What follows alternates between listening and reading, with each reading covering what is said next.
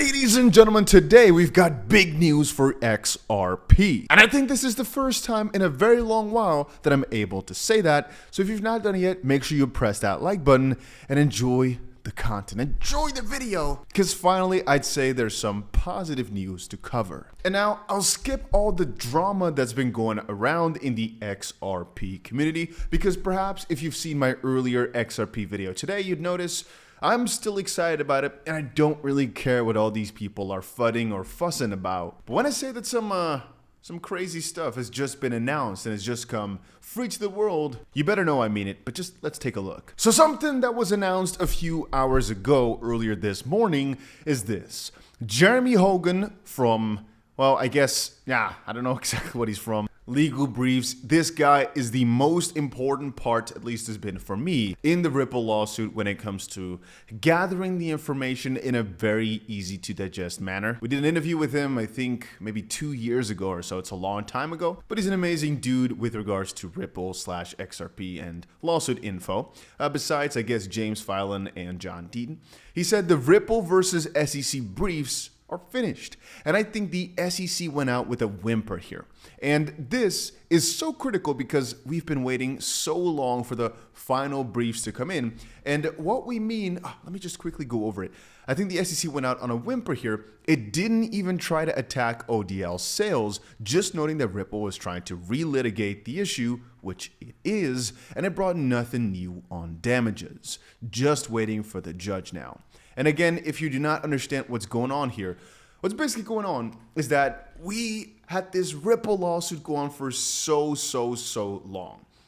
The XRP part was finished, and the SEC basically won on the part that said that Ripple had some institutional sales. They shouldn't have done that way, so Ripple has to pay a fine, most likely. What that fine was going to be, though, was the last part of the lawsuit, since the part against Brad Garlinghouse and Chris Larson was dismissed. So there's basically just one little part remaining. And now the final letter, officially as of this point, out of all this has just been filed. And all we're waiting for is the judge to decide how much Ripple, if at all, has to pay. Which again, the SEC's last brief here was kind of wacky, is what some lawyers are saying. And at that point, theoretically speaking, we're done with the lawsuit. Now, I should add that as for now, because obviously we know appeals are sometimes there, which most likely will happen. But at that point, officially the lawsuit is over, and some people have been speculating that things will change rather quickly if the result is nice. So once more, for a lot of people, it felt like this day would never come. But this is officially like the last thing we might see from the lawsuit until the judge says something, which could be the last statement ever, depending on whether or not there's going to be appeals. But that means, again, that the lawsuit is officially over and just a revision is going to happen. Stuart Alderoty from Ripple said, more of the same from the SEC. Let me show you actually. Failing to faithfully apply the law and trying to pull the wool over the judge's eyes. The good news is that we are closer than ever to putting this lawsuit behind us, though unfortunately many are just starting the journey, which is referring to all the other crypto lawsuits that are just starting. Gary Gensler's hunt for crypto is getting stronger rather than weaker, and we've seen lawsuits against Coinbase. We saw one recently against Robinhood is the one I'm looking for. Uniswap, they went after. Ethereum, they're going after. Consensus, they're going after. We saw some other complaints go around. And obviously, while Ripple's one is finishing, which is nice, a lot of other ones are just starting. And that's why I sometimes say XRP is in a better position than many realize from a regulatory perspective. Meaning, if a lot of these other losses are going to start rolling in deeper and getting heavier, Ripple's already in the clear, and so is XRP, and perhaps kind of XLM, even though XLM is still in that middle status. The good news is that we are closer and the rest are starting. We trust the court will approach the remedies phase fairly, however, and just when you think the SEC can't sink any lower, I never think that. If you are a financial regulator outside the US and have done the hard work of establishing comprehensive crypto licensing frameworks, know that the SEC has no respect for you. Really? And thinks you are handing out the equivalent of fishing licenses. I think fishing licenses are pretty relevant, but Ripple also assures the court it need not be worried about whether Ripple could again violate U.S. securities laws by putting the different licenses it has obtained from different jurisdictions, including those Ripple explains do not treat XRP sales as sales of securities. Opposition at 1. This argument, akin to saying a New York restaurant need not obtain a liquor license because it obtained a fishing license in California, is absurd. When reading these things, sometimes you cannot... did I really just read that? Is that the... Oh, no. A couple minutes have passed, and I still cannot... A couple minutes have passed yet again. I think I'm good now. I think I'm good. Okay, I'm good to go now.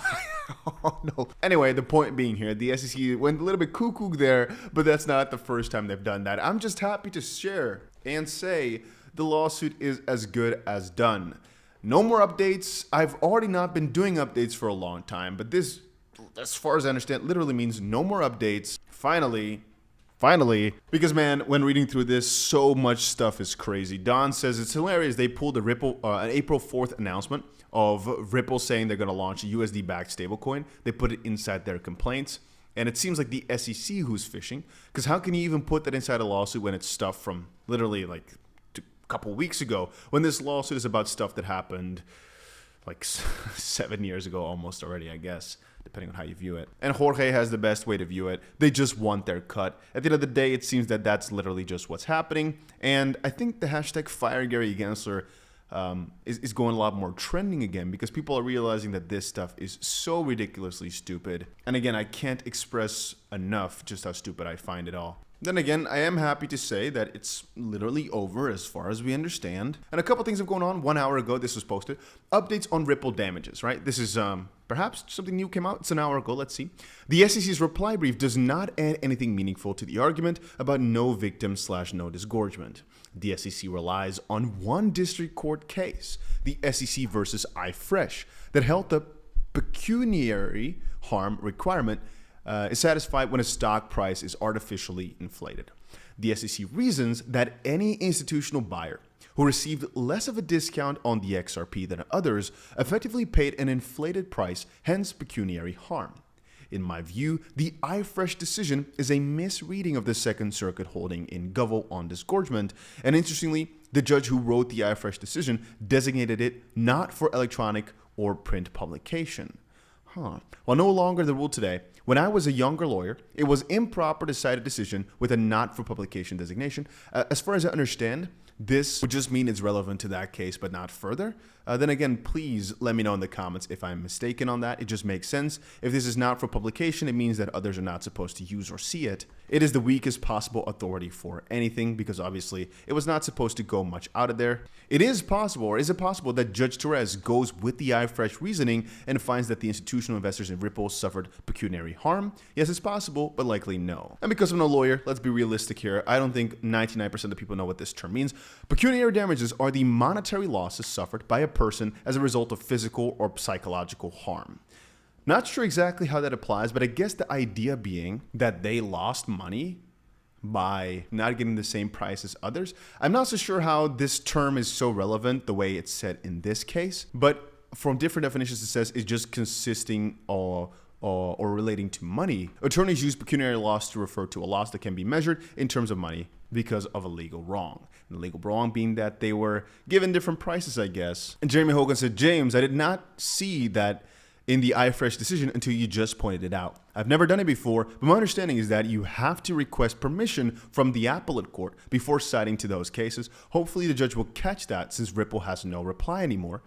And if anyone is bored, there's a Wikipedia page on it. Well, I mean, I'm not that bored. Non-publication of legal opinion is the practice of the court issuing unpublished opinions. An unpublished opinion is the decision of a court that is not available for citation as precedent because the court deems the case to have insufficient presidential value. Meaning, they made a decision, but it can't really be used anywhere else because it really doesn't make sense for this to work in other cases. So people can't really look back at that case and use it for others, which pretty much means that this whole iFresh case, which they're going for and the SEC is relying on, can't be used, which is good. That's nice. And again, I find this one of the funniest statements. Breezy said, can someone tell me when the SEC's mission statement changed from protecting retail investors to ensuring millionaires get their disclosures and fair share of 100x investments? It's kind of funny because at the end of the day, that's now kind of what's happening. Oh, let's protect the retail investor. Let's protect every American so they don't get hurt investing in these things which they shouldn't be investing into. But then it switched over into, hey, some institutions didn't buy in as much or with as much of a discount as others. That's a big problem. It's so stupid. But again, I can sit here discussing this for 10 more hours. I don't want to. I want to spend as least amount of time possible while giving you all the information that's out there. If you enjoyed this quick little recap of everything that's going on, make sure you press that like button. You might want to subscribe for further crypto news. I got a couple of top coin videos, crypto tips, whatever, top. Yeah, I have a couple cool things coming up, actually. Make sure you subscribe for all those things if you're interested in making money or learning stuff about crypto. And that's about it.